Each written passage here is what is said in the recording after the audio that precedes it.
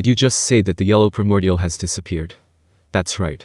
It's honestly baffling, but after we detected an enormous surge of mana, all the dormant demonic aura in the area had disappeared. Unbelievable.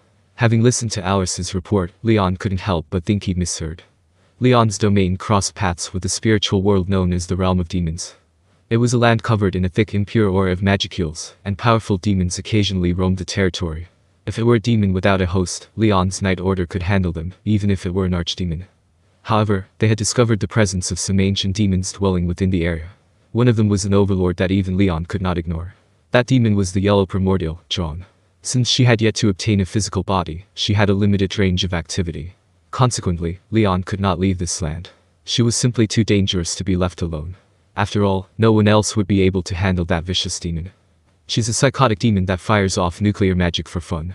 There's no way we can coexist with her. Any attempts at negotiation were ignored as well. If not for Leon Sama's presence, I would not have been able to handle it, yet you say that such a foe has gone missing. Yes, Claude. I couldn't believe it either, that's why I came to verify. I found that the area overlapping the demon's realm was somehow dimensionally modified. The only logical explanation is that someone shut down the gate of hell. Is it even possible?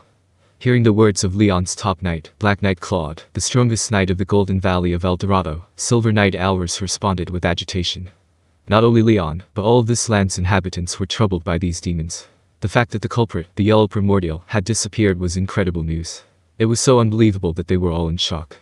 Moreover, even the gate of hell had disappeared. They couldn't help but suspect that this was a prelude to something much more ominous. The gate of hell was the door where the physical world and spiritual world overlapped. As a result, demons without physical bodies could still influence the physical world for a short period of time. In the past, Leon had sent out his Night Order several times to try and seal the gate, yet their efforts were foiled by demons on every occasion. There had been regular skirmishes ever since he founded his nation here. The most frustrating part was that Leon was unable to destroy the source of their problems, thus enabling spiritual life forms to revive endlessly. For the demons, their battles with Leon were merely to pass the time in their immortal lives, but to Leon and his people, it caused tremendous harm. For Leon, the ruler of this rich land, demons were the root cause of his worries. Had he been more serious, he probably could have wiped out the demons. The only issue was, if he weren't careful, he could inadvertently wake up the Yellow Primordial. Actually, even if it were to come to that. If Leon were to battle an awakened Yellow Primordial, he could still win following a fierce battle. But clashing with her would result in the continent sinking to the bottom of the ocean. In hopes of preventing such an outcome, Leon avoided conflicts with her. What the hell happened? Yellow Primordial. According to Guy, she can be reasoned with like Miseria Reign. Leon carefully weighed the pros and cons of keeping the demons there, and even when sacrifices had to be made, he chose to maintain the status quo as it was. Yet this threat had suddenly disappeared. There is no way something this fortunate would happen in this world. This thought weighed not only on Leon's mind, but everyone else's as well. The clearly shaken Leon received more information. I have something to report. There was a total of 5 kids who were hidden in the Tempest Federation. I have confirmed with sources within Ingratia and investigated further on the matter. Demon Lord Rimuru seems to have made a secret agreement with Demon Lord Luminous to sell the children. Is this true? Lubelius and Tempest both formed an alliance. The 2 demon lords are on good terms. We deduce that Demon Lord Rimuru might have deceived Yuuki Kagurazaka and made the children, who all possess a large quantity of magicules, his bargaining chips for the alliance. The magical knight of the Blue Knight Order had been investigating Tempest, and now he shared what he had discovered with Leon through magic communication. Leon couldn't help but wonder at the surprising news. He had met Rimuru during the Walpurgis banquet, and he didn't seem to be the type of person who would do something like this. Have someone monitored the source of this intelligence? They're likely tied to some other party, or worse, being manipulated. How could this happen? Could this have been Demon Lord Rimuru's bidding? No, it shouldn't be. Demon Lord Rimuru has no reason to lay a finger on the children. Then what could possibly be the reason? Perhaps they wanted us to fight among ourselves and profit from it. Demon Lord Luminous may have been a victim of this plot as well, or perhaps she was the conspirator herself. Who could have? Based on the current situation in the Western nations, who is the most likely suspect? Leon pondered silently to himself. The answer seemed both obvious and obscure. The secret organization Cerberus. The only people who knew Leon was collecting otherworlder children were those suspicious merchants. Actually, there were others, those being the people who originally provided the merchandise with summoning magic. Could it be that the Rossos discovered the secret behind their summonings? Or perhaps they had secretly allied with the merchants? Once doubt took hold, it started to rapidly grow. However, based on the new information, it just didn't make any sense. If the situation simply involved 5 mere kids, then there was no reason for Leon to act, or at least, that should be how anyone involved in the matter should view it. For a demon lord, you normally avoided interfering with the affairs of your peers. Moreover, imposing yourself on the affairs of other demon lords when it didn't involve you in the first place would be an extraordinarily foolish act. If you did not tread carefully, you might end up antagonizing 2 demon lords at once. That was the reason why the smarter choice for Leon was to ignore this information. Luminous might have been up to something, but it was in all likelihood directed towards Rimuru and therefore of no consequence to Leon. There's no reason for me to act, Leon finally concluded. Yet this time, it was difficult for him to justify his decision. Likely realizing the validity of what Leon said, his subordinates began expressing their opinions too. I see, so someone is trying to take advantage of Leon-sama, no? Shall we eliminate them? Leon spoke up to stop them. No, without concrete evidence, it's not wise to make a move against Cerberus, since they enjoy quite the standing with the Eastern Empire. It was probably instigated by those guys, but it might also be the Rossos who betrayed us. Furthermore, Leon calmly made his decision and gave his instructions when a sense of unease crossed his mind. He recalled the name Cromwell. Could it be? Yes, there was no reason for him to act, and moving now would be the same as stepping into someone's trap. Despite knowing this, Leon was still extremely anxious. Had the Yellow Primordial stayed, he would not have been able to leave this territory and follow through with such a foolish decision.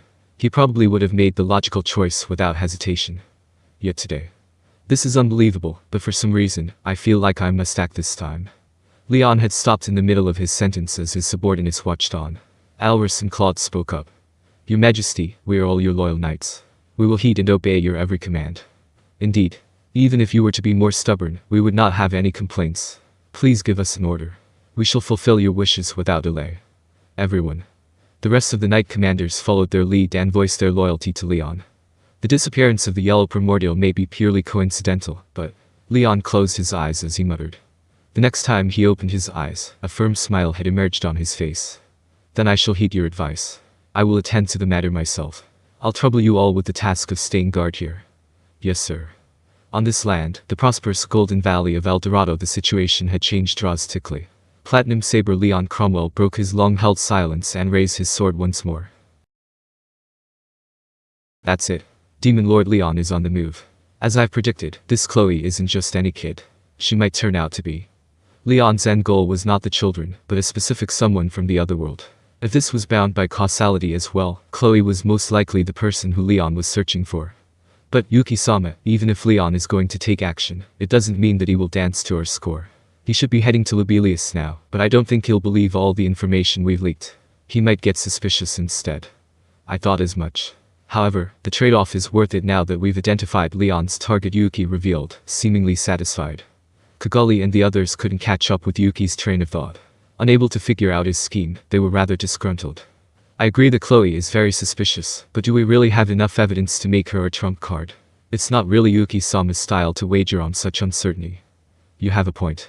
Besides, we had to perform really dangerous acts just to get the words out. Ain't that just telling him to suspect us? What's the point in doing that anyway? Right. I wouldn't think boss would make bad calls, but wouldn't this make Cerberus a public enemy of Leon? How would that benefit us in any way? Well, Footman seemed pretty unconcerned about the situation. Laplace and Tyr both expressed their doubts to Yuuki. And even the intelligent Kaguli remained silent this time. Misha, the lover of Cerberus, gave off a frivolous smile. It's understandable that fellow members of the moderate clown troupe would find it confusing. After all, such an ordeal promises no benefit for us whatsoever. There's only one Ray's son to do it, which is because we won't be able to trade with Demon Lord Leon in the future anyway. That's why the boss made his decision. Upon hearing her explanation, Kaguli suddenly understood everything. So that was the reason. In reality, it's not that we didn't want to trade with him, but rather we can't anymore in the future. What are you on about? Well, what does that mean, Kaguli-sama? Kukuku, you wouldn't understand even if you asked. We should simply follow orders. Footman, shut up for a second. It's fine if you don't understand, but I still want to ask. Tyr interjected, cutting Footman off. He seemed a bit upset. Being good friends, Footman was far more affected by Tyr's words. There's no need to listen to all this convoluted stuff, just obey your leaders, in other words, comply with Yuuki and Kaguli's orders, and everything would turn out fine. Footman earnestly believed that by doing so, the plan proceeding smoothly was all but assured. However, it seemed that he was the only one holding on to the idea. While the others had faith in Yuuki and Kaguli as much as he did, they wanted to be sure of the rationale supporting their actions before accepting them.